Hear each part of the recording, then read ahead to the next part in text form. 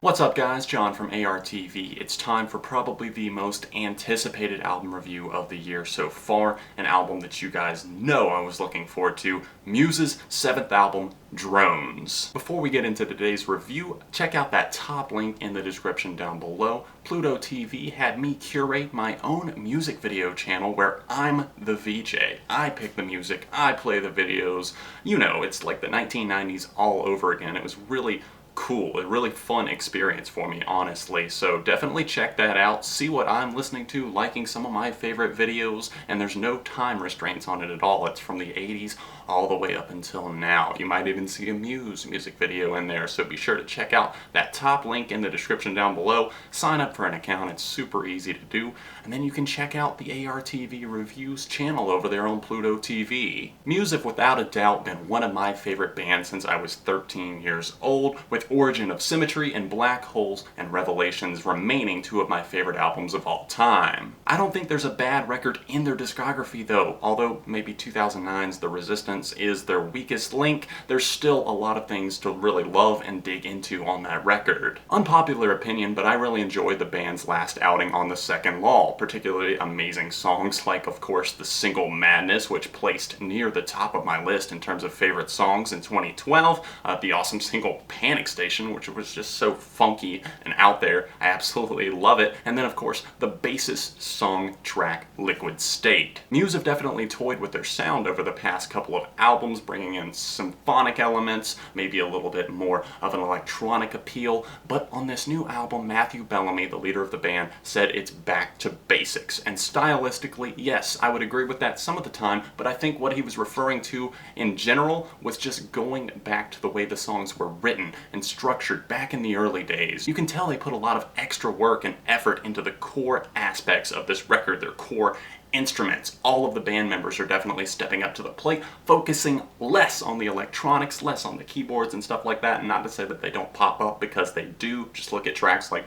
Dead Inside and Mercy, but it's more about the riveting guitar riffs or the intricate bass work or Bellamy's booming falsetto vocals. As much as I may have liked some of the songs on their last album, let's be honest, it was kind of a mess. Drones succeeds on being a coherent and towering rock album with incredible instrumentation, and it might not feature the strongest lyrics that you're ever going to come across, but then again, personally, I've never listened to Muse for the quality of Bellamy's musings. Yes, Muse write a lot of politically tinged songs. The Brits don't seem to care too much for what the government is up to. Speaking of war and change as major themes here on this album, Drones. Let's go ahead and get my biggest criticism out of the way right up front, and that's the track Psycho, which is introduced with the album's second track, Drill Sergeant, which kind of serves as an interlude there. The writing here is painfully bad. Bellamy's vocals sound cheesy as all get out, and the idea behind the song just seems way too far-fetched to ever succeed. To say that the Drill Sergeant parts thrown in the background of this song and kind of scattered all throughout are like nails on a chalkboard is kind of an understatement. I think it sounds fucking terrible. Your Ass Belongs to Me Now is never a line I expected Matthew Bellamy to sing, and the instrumental feels way too recycled for me to ever care about. I know it sounds like I'm making it out to be like it's something terrible, like it's the worst thing ever, but it's really not. It's just that Muse are capable of so much more,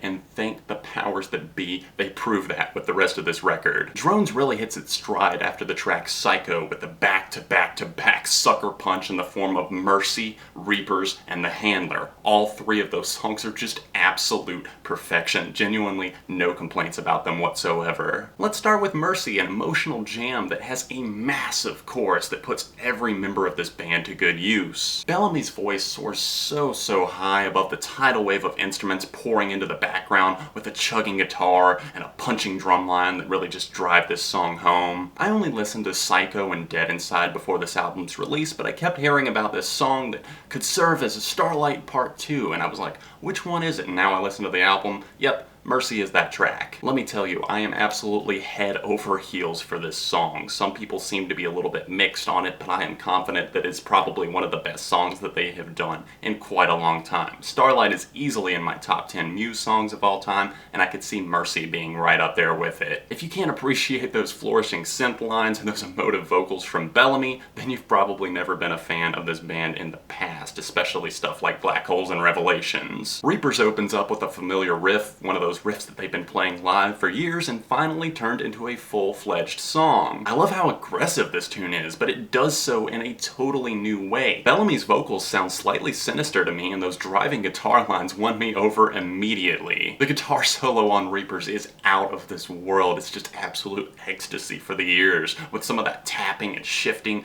on the guitar chords just getting absolutely ridiculous. Gotta give love to those vocals that pop up near the end of the solo as well, and to just Muse in general for pulling off a super political song without having it sound preachy. Now that Bellamy, or else the character that's portrayed in this story that's going on all throughout Drones, is being portrayed as being taken over by drones, it's time for the handler to step in and control his every move. This track is certainly an entertaining listen to begin with, but once those effect-laden guitars really start to fly off the handle around the 2:20 mark of the song, I really get fully invested. It seems to be a track about breaking free of the handler, or else the control that's placed upon us, maybe not by the government, but other people in our lives, and just starting to think for ourselves. Once the realization sets in that he's no longer having to do what he's told, we start seeing more and more tracks about rising up or taking back what was stolen, a subject that Muse is definitely no stranger to. Defector doesn't wow me as much as some of the other tracks on the record, but it definitely still serves its purpose here, segueing nicely into the key song Revolt, which is essentially a final battle cry before moving into some of the closing tracks. Let's rewind to the lead single and opening track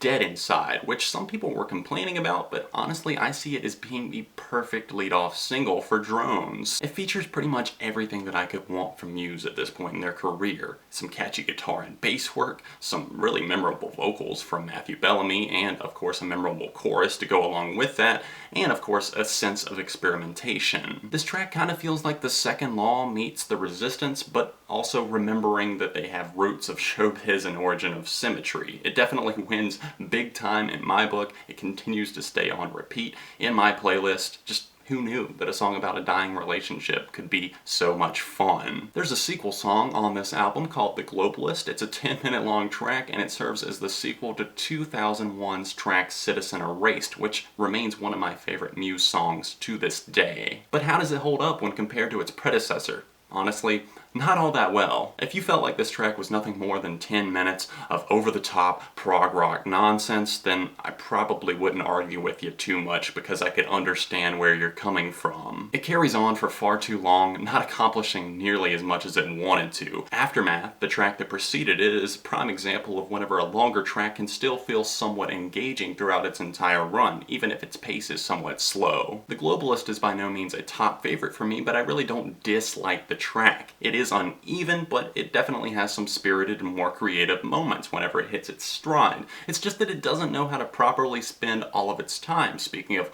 war and loss and kind of rambling on and on before finally moving into the closing track, Drones. The title track kind of has a weird, eerie gospel feel about it, feeling like a prayer closing out the album, and I'm kind of conflicted on how I feel about it. I mean, it sounds nice as a closer, but I don't think I would ever listen to that one on its own. The album does wrap up on some somewhat unbalanced tunes, which aren't terrible, but I can definitely see them as being harder to access. It's always been like that with Muse though. The albums aren't 30 minutes long, stuffed full of pop-appealing tunes. It's a collection of whatever they're thinking and feeling at the time. Don't overthink Drones and you'll have an incredible time listening to it. I see this as one that is going to continuously grow on the listener, including myself, so for me it's a solid 4.5. Don't forget to check out the channel I made where I'm personally VJing on Pluto TV. It's that top link in the description down below, and I gotta give a thank you to them to sponsoring today's video. Hit the like button on this review if you did enjoy it, and let me know your thoughts on Muse's 7th album,